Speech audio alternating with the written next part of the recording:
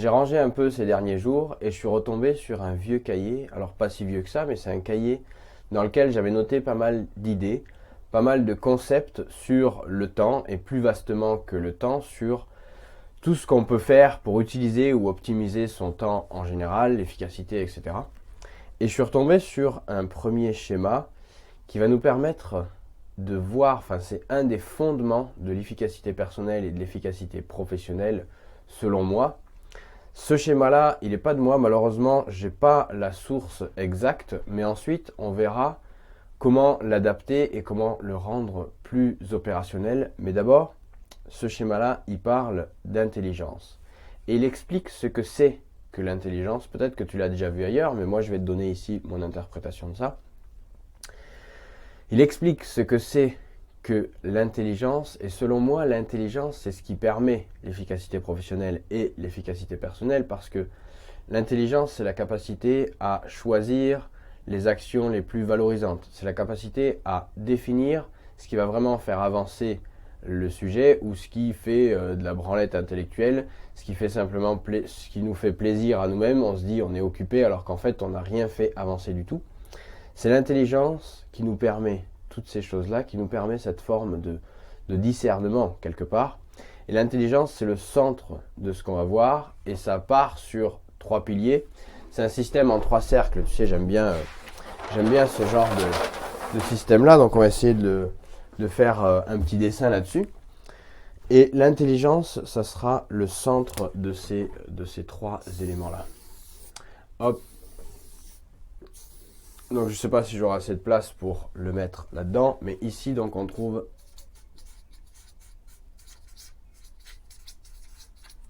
intelligence. Ok. Donc on va voir que cette intelligence-là est basée sur 3 points fondamentaux et que les croisements de ces 3 points fondamentaux donnent aussi des éléments. Et tu vas voir que si tu penches sur un des 2 points, ben, tu es plutôt ici. Enfin, tu connais le principe de ces 3 cercles-là. Donc ici, on va trouver en tout premier facteur de l'intelligence l'amour. Alors l'amour au sens large, c'est-à-dire le fait d'être bien en société, etc. Tu le sais, l'être humain est fait pour vivre en société. On n'est pas des êtres solitaires. Si on essaye d'être solitaire, on n'y arrive pas. Ça ne fonctionne pas. On essaye. Il y en a certains qui peuvent faire ça pendant un certain nombre d'années, mais de toute façon, enfin, il y a une minorité qui sont capables de vivre ça à long terme, mais il y a quelque chose qui se débranche dans leur cerveau, il y a quelque chose qui ne fonctionne plus de toute façon au bout d'un moment, et ils ne peuvent pas revenir en arrière. Donc l'amour, c'est simplement le fait d'être en communauté, de savoir construire une osmose, et ensuite, quand on va plus précisément comme ça, c'est le fait d'aimer sa famille, d'aimer son conjoint, etc. Ça, c'est bien sûr. Ensuite, le deuxième point fondamental de l'intelligence, c'est la vérité. Alors, la vérité, de la même façon, c'est ce qui a été expérimenté, ce qui a été créé. On a aujourd'hui tout un tas de scientifiques et de choses comme ça qui émettent des hypothèses, mais il y a des hypothèses qui sont confirmées, tout un tas de choses comme ça. Donc la vérité, on va dire que c'est un petit peu tous les éléments passés qui vont nous permettre sur lesquels on va pouvoir s'appuyer pour définir en fait le moment et l'avenir. Okay. Donc la vérité, c'est la connaissance, par exemple. Et ici, on a le troisième facteur, c'est l'énergie. L'énergie qui va pouvoir animer ces 2 autres principes-là. Le niveau d'énergie disponible, l'énergie qu'on va accorder à l'amour, l'énergie qu'on va accorder à la vérité, l'énergie qu'on a de disponible, donc se ressourcer, et etc. Voilà, tout ce qui peut être en lien avec notre source d'énergie, notre capacité à avoir de l'énergie, à régénérer notre énergie. Et maintenant, on va se pencher sur le croisement entre ces 2 choses-là, parce que peut-être que si tu manques d'amour, mais que tu as de l'énergie et de la vérité, donc là, ça va être par exemple la personne un petit peu solitaire, et on va voir pourquoi elle est solitaire, et elle restera solitaire, et elle deviendra de plus en plus solitaire. C'est qu'ici, on trouve l'autorité. Si on enlève complètement l'amour, si on croise uniquement l'énergie et la vérité, ça veut dire que la personne, elle sera un peu sur son île déserte, dans son monastère, dans sa grotte, elle aura une grande quantité de vérité parce qu'elle saura exactement comment est son environnement, elle saura exactement, peut-être qu'elle aura lu, peut-être qu'elle se sera documentée, etc. Donc elle aura un grand niveau de connaissance, de vérité.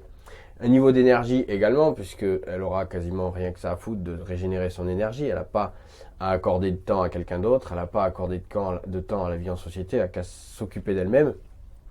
Donc elle aura un grand niveau d'autorité, et cette autorité va se faire ressentir par le côté un petit peu, un petit peu colérique, un petit peu impossible à tenir. En fait, dès qu'on le mettra avec quelqu'un d'autre, il fera forcément preuve d'impatience et d'un petit peu de colère et d'être direct comme ça pour lui dire mais non, ça se passe comme ça, comme ça, comme ça, point barre, c'est tout, allez, plie les trucs et je m'en vais.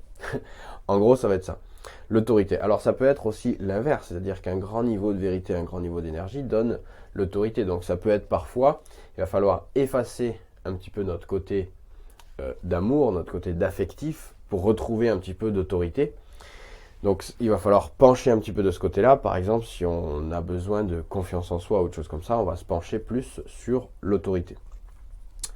Entre amour et vérité, donc quelqu'un qui a beaucoup de connaissances, qui a beaucoup de vérité, etc., et qui fait preuve un petit peu du sentiment d'amour, il va créer de l'unité.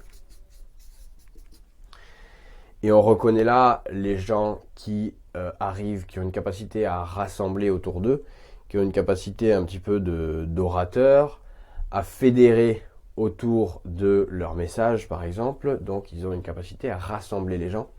Donc ça, c'est en faisant preuve d'un bon niveau de connaissance et en faisant preuve d'un bon niveau d'affectif.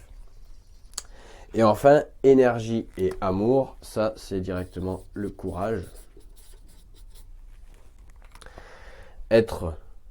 Pour être courageux, pour être courageux, il ne faut pas un grand niveau de connaissance, il ne faut pas un grand niveau de vérité. Au contraire, même presque, pour être courageux, il faut être un petit peu de tête brûlée. Donc moins on en sait, et plus on aura envie d'y aller, plus on le fera.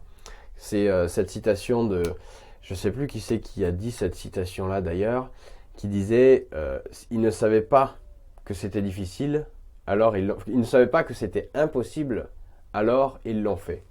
Je pourrais retrouver ça là vite fait sur qui c'est qui a dit ça, mais c'est vraiment ils ne savaient pas que c'était impossible, alors ils l'ont fait. On est complètement ici, c'est-à-dire qu'ils n'avaient pas la connaissance, ils n'avaient pas la partie vérité, ils avaient de l'énergie et de l'amour, donc une croyance énorme en leur projet, donc ils ont fait preuve de courage et ils l'ont fait.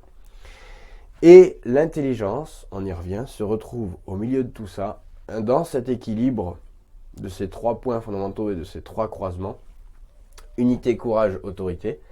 Et il va falloir parfois faire preuve d'autorité quand on veut si on a besoin de faire preuve d'autorité, donc de confiance en soi, etc., savoir refuser, on va se détacher un petit peu de l'amour.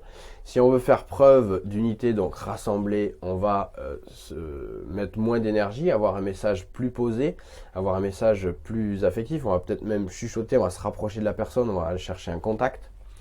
Et quand on a besoin d'avancer sans vraiment se focaliser sur les problèmes et sans vraiment avoir de peur, on va se détacher un petit peu de la vérité, on va croire que c'est possible et on va pouvoir y arriver. Donc ça, c'était les fondements, selon moi, de l'efficacité personnelle et de l'efficacité professionnelle par l'intelligence. Et voilà de quoi est composée l'intelligence. Et voilà comment jouer sur ces paramètres-là pour en fonction de ce que tu veux faire, en fonction de si tu veux rassembler des gens, si tu veux simplement avancer tête baissée ou si tu veux faire preuve de confiance en toi, d'autorité envers les autres, tu sais de quels paramètres il faut que tu te détaches. Je te laisse regarder dans la description de la vidéo, tu as le premier lien, c'est un atelier pour t'aider à gérer ton temps et choisir tes priorités. C'est entièrement gratuit. Je te laisse aller voir ça. Ça se passe en 4 vidéos. Je t'envoie ça par mail directement. Et je te rappelle également que chaque matin, tu as plus de 15 heures devant toi. Choisis tes priorités.